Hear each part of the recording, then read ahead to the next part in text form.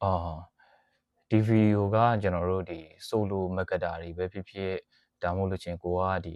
management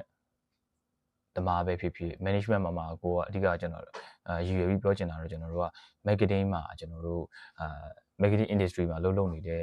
management တွေဆိုလို့ချင်းပို့ပြီးတော့တည်ထားတဲ့အကြောင်းအရာကိုပြောပြပေးမှာပေါ့နော်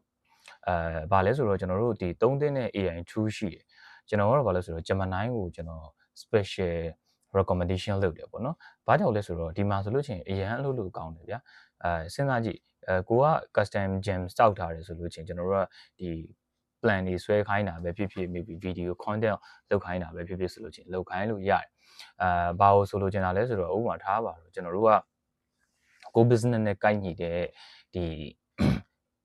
content idea 10ခုထုတ်ပေးပါလို့ပြောလိုက်လို့ချင်းသူ10ခုထုတ်ပေးနိုင်တယ်ဒီ video ထဲမှာကျွန်တော်အစအဆုံးလုပ်ပြမယ်ပေါ့နော်ဒါဆိုလို့ချင်းကျွန်တော် video နဲ့တီးတက် video တီးတက်ထုတ်ပေးတဲ့ကျွန်တော် planner ပေါ့နော်ဒီအရှိမှာလဲကျွန်တော် history ရှိခဲ့တယ်ပေါ့နော်ဒီ history ထဲမှာလဲထုတ်ပေးထားတာရှိခဲ့တယ်အဲ့ဒါကိုလဲကျွန်တော်နမူနာပြပေးမယ်ပေါ့နော်ဒါဆိုလို့ချင်းသူပါထုတ်ပေးတာလဲဆိုတော့ဒါ vibe coding နဲ့ပတ်သက်တဲ့ဟာကိုသူကျွန်တော်ကဘာလဲဆိုတော့ဒီမှာဆိုလို့ချင်းကျွန်တော်တပတ်အတွင်းမှာကျွန်တော်တို့ business vibe go business solution ကိုကျွန်တော်တို့အသားပေးထားတဲ့9ရက်စာshort video content plan လုပ်ပေးပါလို့ကျွန်တော်ပြောပြလိုက်တယ်ပေါ့နော်ဒါဆိုလို့ချင်းသူက day 1မှာဆိုလို့ချင်းဘာလုပ်ကြမလဲဆိုတော့သူရဲ့ content builder မှာရေးထားတာ showcase အနေနဲ့ vibe go solution ကိုကျွန်တော်တို့ထည့်ပေးရမယ်ပြောလို့ချင်းဒီမှာဆိုလို့ချင်းသူ hawk ဆိုလို့ချင်းဘယ်လိုမျိုးသုံးရမယ်ပေါ့နော် video ရဲ့ concept နဲ့ဒီ message ဒီဘာကိုပေးလဲဆိုတဲ့ကိစ္စကိုကျွန်တော်တို့ပြောပြတယ်ဒါကိုကျွန်တော်တို့ကဒီအကြောင်းအရာကိုကျွန်တော်တို့ content ထပ်ရေးခိုင်းလိုက်လို့ရတယ်ဥပမာ content ထပ်ရေးခိုင်းမယ်ဆိုလို့ချင်းဒီခေါင်းစဉ်ကိုပဲကျွန်တော်တို့ကယူလိုက်ရုံပဲယူပြီးတော့လို့ချင်းကျွန်တော်တို့ကအခုကျွန်တော်အမြဲတမ်းသုံးနေတဲ့ကျွန်တော်တို့နောက်တစ်ခုရှိသေးတယ်အဲ့ဒါပါလဲဆိုတော့ကျွန်တော်ဟိုရှေ့ဗီဒီယိုမှာလည်းပြောပြထားတာရှိအဲ့ဒါပါဆိုတော့ဘာမှရေးရင်ပေါ့နော်ဘာမှရေးရင်လည်းကျွန်တော်တို့အဲ့တိုင်တွေကိုပြစ်ထည့်လိုက်ပြီးအကိုကအကယ်၍ secret video လောက်မှာဆိုတော့ကိုက secret တွေထည့်လိုက်ပေါ့နော်secret ထည့်ပေါ်လို့ချင်းကျွန်တော်တို့ကဘာလဲဆိုတော့ TikTok အတွက်ကျွန်တော်တို့ second 30စာကျွန်တော်တို့ထားပါတော့ဒီမှာ creative storytelling မသွားခြင်းအမြဲတမ်းအဲ့ဒါဖြစ်တယ်ဆိုရင်အဲ့ဒါမသုံးနဲ့ပေါ့ဗျာအဲ့ဒီဟာကိုကျွန်တော်တို့က generate လုပ်လိုက် generate လုပ်လိုက်လို့ရှိရင်ဒီမှာ secret ထွက်တယ်နော်ဒါကကျွန်တော်တို့ဝယ်သုံးရတဲ့ဟာဒီဘာမှရေးရင်အကယ်၍ကိုယ်လည်းဝယ်မသုံးချင် free ပဲထည့်ပြီးတော့ဂုံးစင်းချင်တယ်ဆိုလို့ချင်းတော့ Gemini ထဲမှာပဲဒါဆိုလို့ချင်းသူထွက်လာပြီပေါ့နော်ပြောပါလဲဒါဆိုသူထွက်လာပြီဒီမှာဆိုလို့ချင်းvibe coding make a video ဆိုပြီးတော့ bla bla ဆိုပြီးသူထုတ်ပေးတယ်ထုတ်ပေးတဲ့ဟာဒီ secret တိုင်းလိုက်ရိုက်လိုက်လို့ချင်းပြီးသွားပြီကိုကအဲ့လိုမရိုက်ချင်ဘူးကိုပိုင်ကိုပဲထပ်ပြီးကွန့်ချင်တယ်ဆိုလို့ချင်းကိုကဘာလုပ်လို့ရလဲဆိုတော့ Gemini မှာပဲနောက်ပြီး new chat ခေါ်ပေါ်လို့ချင်းကျွန်တော်တို့ဒီ Canva ကိုရွေးပေါ်လို့ချင်းဒီထဲကိုထည့်ပေါ်လို့ချင်းဒီမှာကျွန်တော်ကတော့ pro version ဆိုတော့ကျွန်တော်တို့က pro version ကိုရွေးလိုက်ရုံပဲရွေးပေါ်လို့ချင်းကျွန်တော်တို့ကထပ်ပေးလိုက်ဒီမှာသူထပ်ပြီးတော့သူစာရေးပေးလိုက်မယ်ဒီ secret တိုင်းကိုက video ပြန်ရိုက်ပြီးပြန်အပ်တယ်ပေါ့ဗျာအနည်းဆုံးကျွန်တော်တို့idea တွေ brainstorming တွေပြီးသွားလိမ့်မယ်နောက်တစ်ခုကျတော့ဗာလဲဆိုတော့ဒါဆိုလို့ရှိရင်ကျွန်တော်တို့က video process ကိုတယောက်တည်းနဲ့ကျွန်တော်တို့တစ်ပတ်စာplan လုပ်တယ် script ရေးတယ်ကိစ္စအကုန်ပြတ်သွားပြီနောက်တစ်ခုကျတော့ပုံထုတ်တဲ့ကိစ္စကိုထပ်ပြောပြပေးမယ်